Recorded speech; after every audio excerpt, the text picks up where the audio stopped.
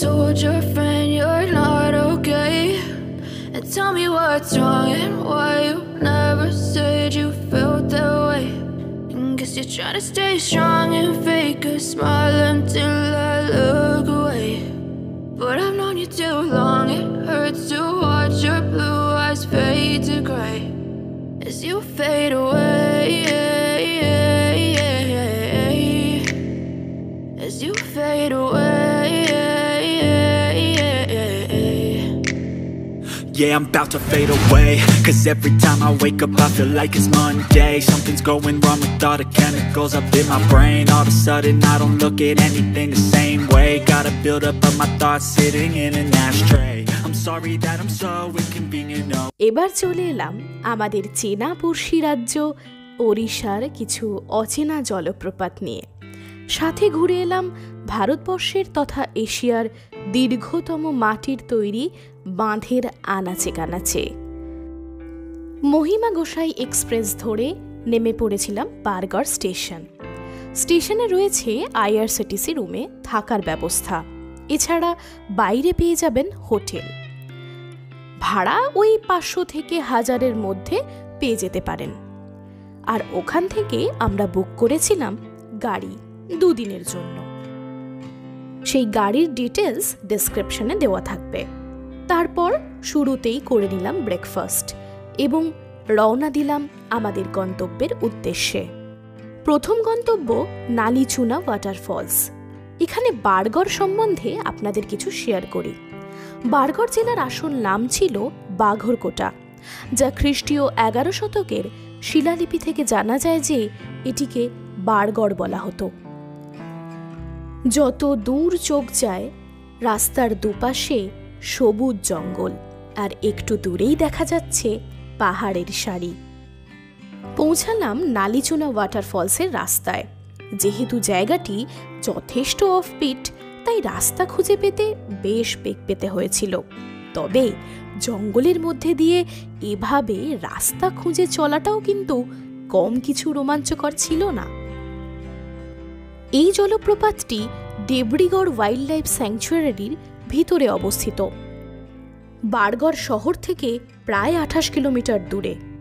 চারিদিকে যত দূর দেখা যায় সবুজ ঘন জঙ্গলের সারি এবং পাহাড়ের আধিক্য।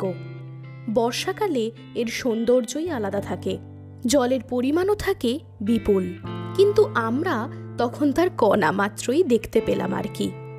এই জলপ্রপাতটি যেহেতু নালিচুনা পাহাড়ে অবস্থিত, তাই এই ওয়াটারফলসের নাম নালিচুনা ওয়াটারফলস। আর এই পাহাড়ে একটি মন্দির আছে, গিরি গোবর্ধন রাধা কৃষ্ণ মন্দির।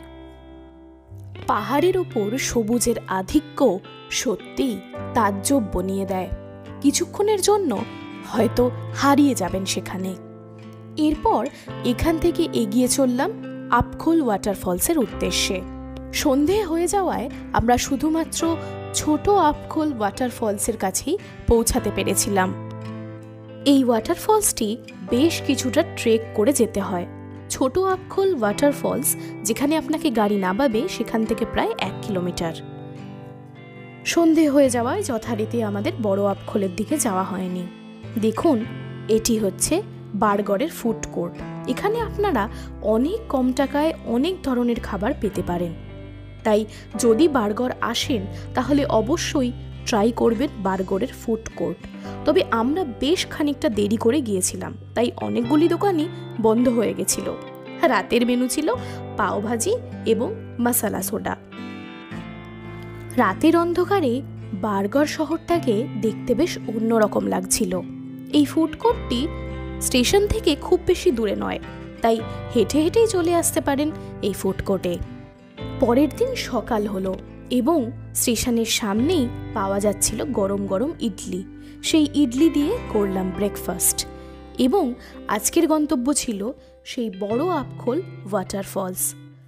আপনারা যদি যান অবশ্যই এই দোকানটিতে ব্রেকফাস্ট করবেন। এখানে যথেষ্ট কম পয়সায় এবং ভালো খাবার পাওয়া যায়। এরপর সকালের রোদ গায়ে মেখে এগিয়ে চললাম বড় আপখোলের উদ্দেশ্যে। আমরা যেহেতু আগের দিন আপখোলে তাড়াতাড়ি পৌঁছাতে পারিনি, তাই আবার দ্বিতীয় দিন আমাদের যেতে হয়েছিল সেই একই জায়গায়। তবে রাস্তাটা দেখুন কি অসাধারণ সুন্দর। আপখোল যাওয়ার পথে পড়েছিল এই সুন্দর ড্যামটি।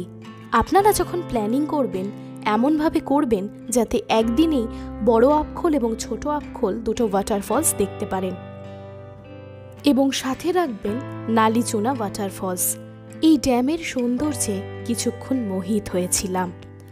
এরপর পৌঁছে গেলাম সেই আমাদের কাঙ্ক্ষিত জায়গায়। ঠিক এইখানেই গাড়ি পার্ক করতে হবে, তারপর এখান থেকেই শুরু হবে যাত্রা।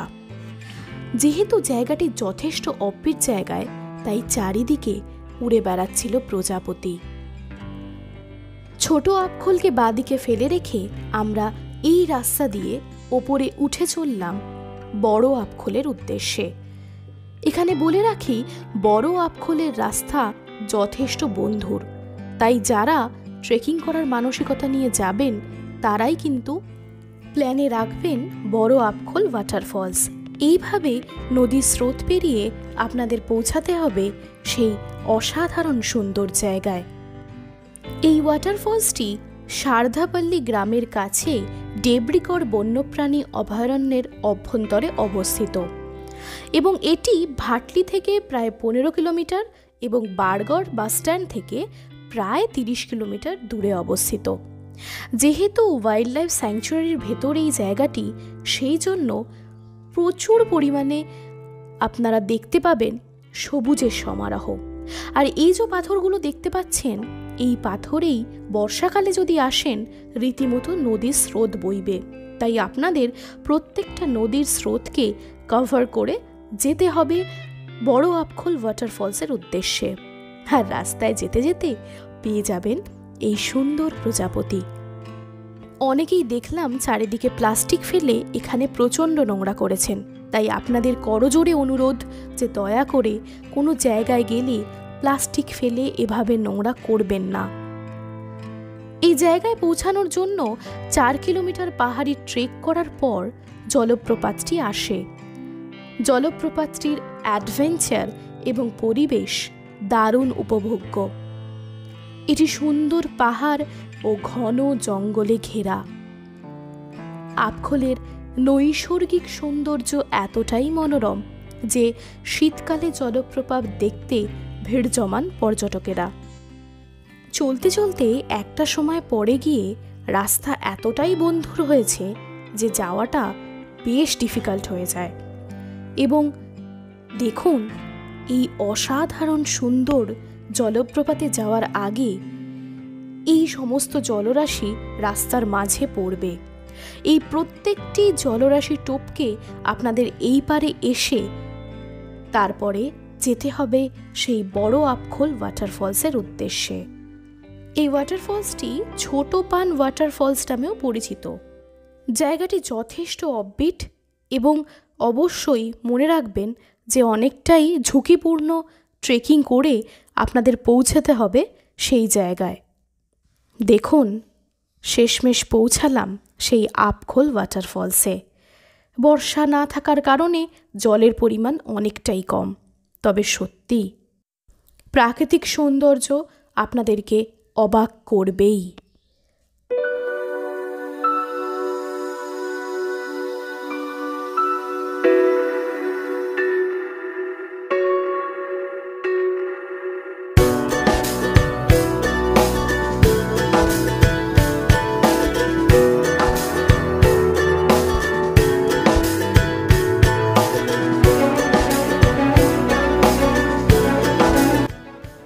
যত দেখছিলাম ততই অবাক হচ্ছিলাম।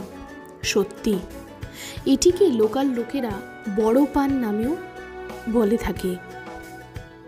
এই বড় আপখোল ওয়াটারফলসে যাওয়া আসা করতে বেশ খানিকটা সময় লাগে। দেখুন, আমাদের টিম মেম্বার যারা গিয়েছিলেন তারা রীতিমতো স্নান করতে লেগে গিয়েছিলেন। এত সুন্দর জলরাশি নিজেকে আর সত্যিই আটকানো যায় না। সারা রাস্তার ক্লান্তির পরে এসে নিজেকে যদি এইভাবে ধুইয়ে দেওয়া যায় যেন বেশ ভালো লাগে। এরপর আমাদের ফেরার পালা। এখান থেকে রওনা দেব হীরাকুদের উদ্দেশ্যে। রাস্তাতে পড়ল বারগড় মেন ক্যানেল। এটি হীরাকুদ ড্যামের আরও একটি দিক। ওড়িশা রাজ্যের সম্বলপুর থেকে প্রায় 10 কিলোমিটার দূরে মহানদীর উপর হীরাকুদ বাঁধ তৈরি করা হয়েছে। এটি পৃথিবীর দীর্ঘতম মাটির বাঁধ। বাঁধের পিছনে একটি হ্রদ হীরাকুদ জলাধার, যেটি প্রায় 55 কিলোমিটার অর্থাৎ কিনা 34 মাইল দীর্ঘ। এটি ভারতের স্বাধীনতার পর শুরু হওয়া প্রথম বহুমুখী নদী উপত্যকা প্রকল্পগুলির মধ্যে একটি। হীরাকুদ জলাধারকে অক্টোবর মাসে 2021-এ রামসার সাইট হিসাবে ঘোষণা করা হয়েছিল। ওড়িশার governor sir Hawthorne Lewis Hirakud বাঁধের ভিত্তিপ্রস্তর স্থাপন করেন এবং 1947 সালের জুন মাসে সরকারের কাছে একটি প্রকল্প প্রতিবেদন জমা দেওয়া হয়েছিল। পণ্ডিত জওহরলাল নেহেরু 1948 সালে কংক্রিটের প্রথম ব্যাচ স্থাপন করেছিলেন।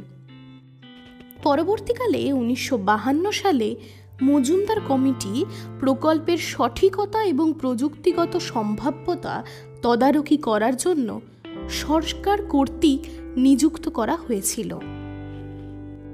এই অসাধারণ বাঁধটি এতটাই বড় যে আপনি যতই যান ততই যেন রাস্তা শেষ হয় না, এবং এটি ছত্তিশগড় সমভূমিকে কেন্দ্র করে মহানদীর উপরে ড্রেনেজ অববাহিকায় তৈরি হয়েছিল। পর্যায়ক্রমিক খরা নিম্ন বদ্বীপ অঞ্চলের পরিস্থিতির মোকাবিলা করার জন্য এই বাঁধ নির্মাণ করা হয়। এরপর আমরা পৌঁছালাম জওহর মিনারের উদ্দেশ্যে। সেখানে গাড়ি পিছু একটি টাকা আপনাদের দিতে হয়। সেখান থেকে দেখছিলাম অসাধারণ সুন্দর সানসেট। এর পাশেই রয়েছে হীরাকুদ বাঁধ। দেখে মনে হয় যেন এক স্বর্গরাজ্যে চলে এসেছি। চারিদিকে নীল সবুজ যেন মিলেমিশে একাকার হয়ে গেছে। সাথে রয়েছে প্রজ্বলিত সূর্য, যার বাড়ি ফেরার সময় হয়ে গেছে। জওহর মিনারের ওপরে উঠলে আপনারা এতটাই সুন্দর দৃশ্য দেখতে পাবেন। জওহর মিনার ছাড়া আরেকটু মিনার আছে যেটি থেকে সানরাইজ দেখা যায়। সেটির টিকিটও আপনারা একসাথেই কাটতে পারবেন। তারপর এখানে কিছুক্ষণ সময় কাটিয়ে আমরা গিয়েছিলাম সম্বলপুরের উদ্দেশ্যে।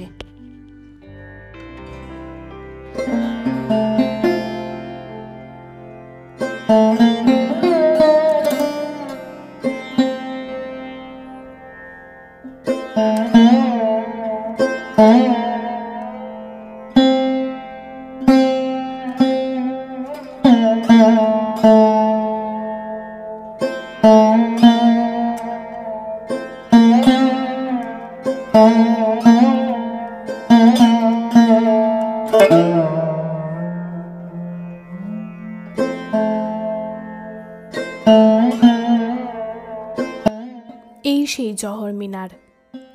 নিচ থেকে ঠিক এই রকম দেখতে লাগে।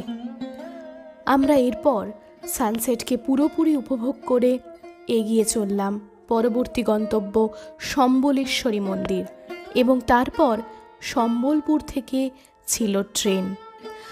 আমাদের যাত্রা ঠিক এখানেই শেষ হলো। পরবর্তীকালে আসছে আবার নতুন আপডেট ভিডিও।